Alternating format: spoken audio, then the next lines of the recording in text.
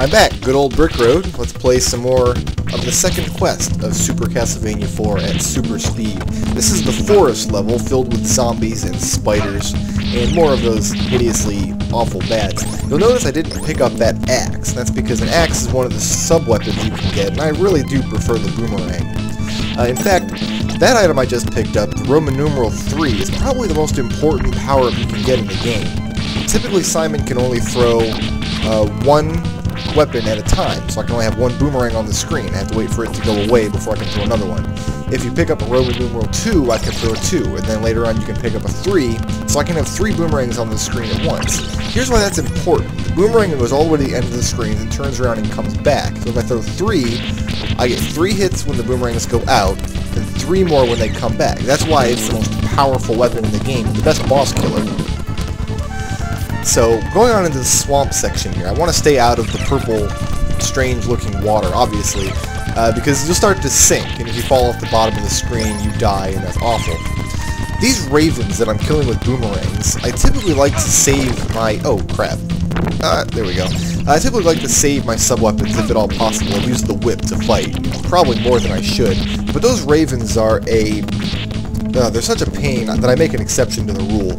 They sit there perched in the background until you get pretty close, then they swoop in at you, and if they swoop in at you and you miss them, it's pretty tough to take them out. So I like to make sure I know where they all are, so I like to get close enough to them and then throw a boomerang and kill them without any monster fuss.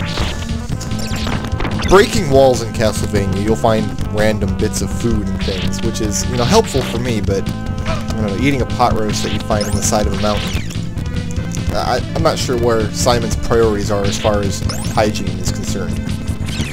There's another sub-weapon that I would like to avoid, the dagger, and it's the most useless sub-weapon in the Castlevania series. It's actually kind of a joke weapon.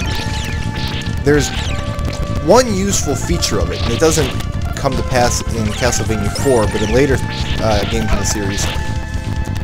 Symphony of the Night is the first one I noticed it. When you play the game a second time through as Richter Belmont, he has an ability to change every sub-weapon into what's called an item crash. And the item crash of the dagger is to just throw a million daggers straight forward, which is pretty cool. I didn't really talk about the Medusa boss because she's just, I don't know, that was just pathetic. So there's an axe that I'm going to jump over, and into the river section here, the water is flowing straight forward, so I can stand still and it moves forward, then periodically the direction of the water changes. So it makes jumping tricky. Fortunately, there's not a lot of bad guys in the level. This is something that I think the Castlevania IV could have done better. It does a lot of experimental things in the stages. It throws a lot of gimmicks at you, but then it doesn't really do anything with the gimmicks. Like you've got this conveyor belt action happening in the river. Later in the game, they could have used it again in a more challenging locale, and I think that would have been really good. But they missed that opportunity. After you get through the river stage, there's nothing else like it in the game. We'll see more gimmick levels later on, especially in Stage 4. But this is the first one that I want to point out.